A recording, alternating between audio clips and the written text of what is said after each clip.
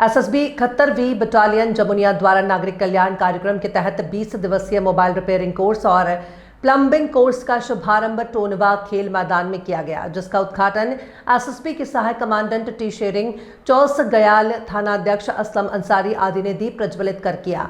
6 अक्टूबर से 26 अक्टूबर तक चलने वाले 20 दिवसीय प्रशिक्षण कार्यक्रम में 20 युवकों को मोबाइल रिपेयरिंग और 20 युवकों के प्लम्बिंग के लिए प्रशिक्षण दिया जा रहा है।